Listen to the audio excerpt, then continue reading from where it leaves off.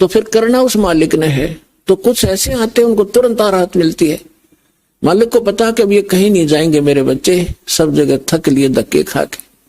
कुछ ऐसे आते हैं हमारे भक्त कहते हैं चलो वहां जाते ठीक हो जाओगे, चलो वहां जाते ठीक हो जाओगे। अब वो आ जाते हैं, दुखी दिन तो आना ही होता है, लेकिन वो जैसे कुछ और रखते हैं कि ठीक है चलते हैं, ठीक हो गया तो ठीक है, नहीं तो नहीं। तो ऐसे नहीं बनती बात है।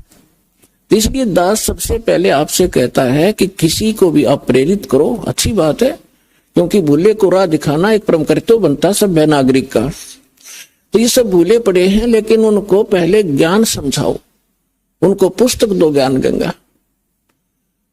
और ये ज्ञान गंगा पुस्तक जो है, और भी कोई हमारी सीडी है बनाई हुई, या कोई भी परमात्मा का लिटरेचर दो इस दास के सत्संगों से बना है, उनको आप उनको दो पढ़ने के लिए।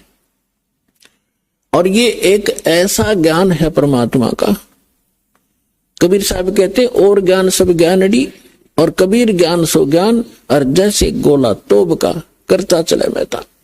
तो पहले उनको ज्ञान से समझाओ, फिर वो ज्ञान से परिपूर्ण होकर फिर यहां आएंगे। जब तक ज्ञान से परिपूर्ण होकर यहां नहीं आएंगे तो वो फिर डगमग हो जाएंगे। परमात्मा इस चीज को लाइक नहीं करते कि ये डले थे, पहले ढो ही रहे थे, 36 जगह भटक लिए, नकली गुरुओं के पास धक्के खा लिए, जीवन नाश कर दिया इन्होंने। तो अब अपने परमात्मा को पहचान कर फिर यहां लगे। तो इसमें क्या होता है कि फिर दूसरा इसका कारण ये होता है, जैसे किसी डॉक्टर के पास रोगी जाते हैं, एक ही जैसा रोग होता है, एक व्यक्ति को तो 2-3 खुराकों में राहत मिल जाती है, और दूसरे को 3 महीने गोलियां खाने का निर्देश दिया जाता है डॉक्टर के द्वारा। तो उसके रोग में अंतर है। वो नहीं सोचा इसका तो 2 खुराक में ठीक कर दिया, मैंने 3 महीने खानी पड़ेगी, मैं तो नहीं खाने का, तो ना खाने का तो मर जाने का, और क्या इलाज है। अब उसका रोग इतना गहरा नहीं था, जो जल्दी समय पर आ गया तो ठीक हो गया, और उसने वो 3 महीने खानी पड़ेंगी और ठीक होगा, क्योंकि टेबलेट वो कारगर है। तो पुण्यात्माओं, इस संसार में 21 ब्रह्मांड में दास के अतिरिक्त कोई संत नहीं, और कबीर साहब के अतिरिक्त कोई भगवान नहीं। और जो समाधान दास देता है उससे सारे काम ठीक होंगे, आपके संसारिक सुख, शारीरिक रोग सब दूर होंगे, संसारिक सुख प्राप्त होंगे, संसारिक दुख, मानसिक दुख, भूत प्रेत की बाधा, पितृ बाधा, चाहे किस टाइम भयंकर हो, किसी प्रकार की, चाहे घाल तक डाल रखी हो, चाहे चौकी तक छोड़ रखी हो, यहाँ 1 सेकंड का काम है भगवान का। हम धड़े दुपटे नहीं लाते, परमात्मा के उस शब्द में इतनी ताकत है, जो मंत्र हम देते हैं अपने आप सब भाग जाते हैं।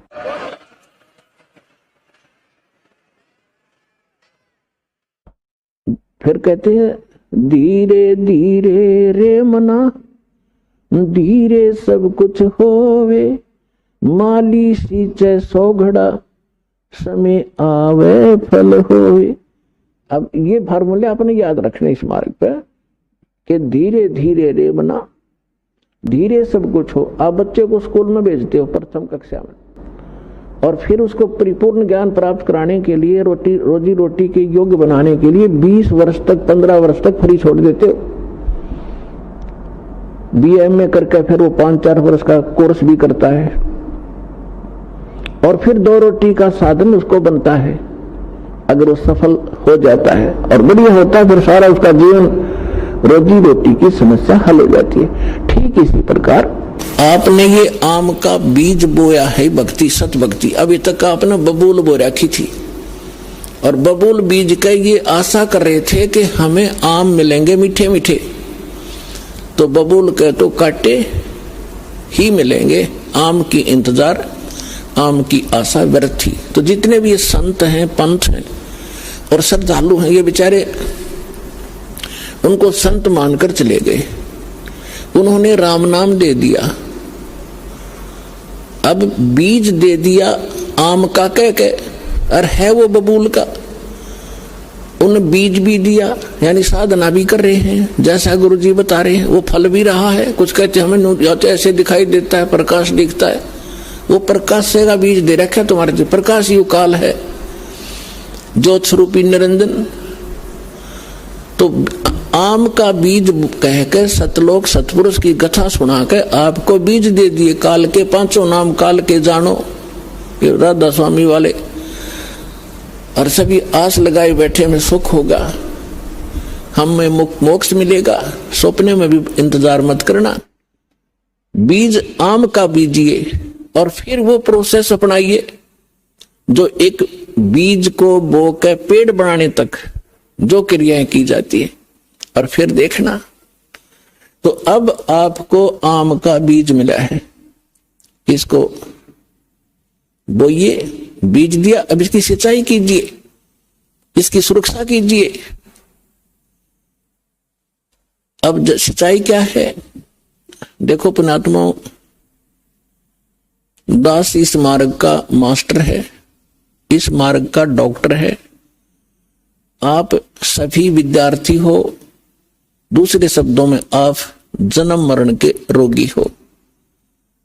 तो इस दास को इसका पूरा कंप्लीट कोर्स पता है, आपको बताया जाता है, तो आप जी वैसे ही कीजिए और फिर देखना इसकी सफलता कैसे।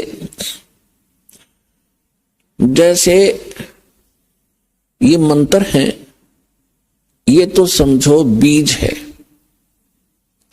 ये मंत्र जाप कर आपको दिए जाते हैं, ये तो समझो बीज है, बो दिया आपके अंतःकरण में, वचन की शक्ति तय प्रवेश कर दिया। अब इसकी सिंचाई करनी है, इसमें खाद पानी डालना है। तो उसके लिए कहा है, एक यज्ञ है धर्म की, दूजी यज्ञ है ध्यान, तीजी यज्ञ हवन की, चौथी यज्ञ परिणाम, और पांचवी यज्ञ है ज्ञान की। तो आप जी ने ये बीज बोने के उपरांत, जैसे खेत में किसान गेहूं बीज देता है, तो गेहूं बीज देने मात्र से सफलता नहीं होगी, उसमें खाद भी, पानी भी, उसकी सुरक्षा भी समय अनुसार देनी पड़ेगी, और उसमें घास फूस उग जाता है, उसको निकालना भी प्रॉपर पड़ेगा, तब वो सफलता प्राप्त होगी। इसी प्रकार आप जी ने ये पांचों यज्ञ इस मंत्र के पैरेलल करनी पड़ेंगी। अब जैसे हम अज्ञानता के कारण इन अनाड़ियों के पास जाते थे, ये क्या क्या साधना बताते थे। कोई तो कहता था गायत्री मंत्र जाप कर ले, और कोई कहता था कि गीता जी का एक अध्याय डेली कर लिया कर पाठ कर लो। कोई जप जी साहिब की एक पुस्तक है, उसको नित्य पढ़ने को कहते हैं। कुछ ये नित्य नियम का गुटका हमने बना रखा है गरीबदास के पंथ में, इस कुछ कहते हैं बस ये पढ़ लिया करो बेड़ा पार हो जाएगा। अगर मंत्र पता नहीं उठ पटांग क्या देते हैं वो। तो पुण्यात्माओं, जैसे पहले हम गायत्री मंत्र को लेते हैं। गायत्री मंत्र क्या है? ये एक यजुर्वेद अध्याय नंबर 36 का मंत्र नंबर 3 है, और इन अनाड़ियों ने इसको पता नहीं के बना रखा था। इसके आगे ओम अक्षर लगा लिया, ओम भूर्भुवः स्वः तत्सवितुर्वरेण्यं भर्गो देवस्य धीमहि धियो यो न प्रचोदयात्। और इसने हम निरागोट्या करते और इसको यूं मान्या करते इससे मोक्ष होगा। ये प्रथम तो इसके साथ ओम नाम लगाने से ये मंत्र ही व्यर्थ हो जाता है।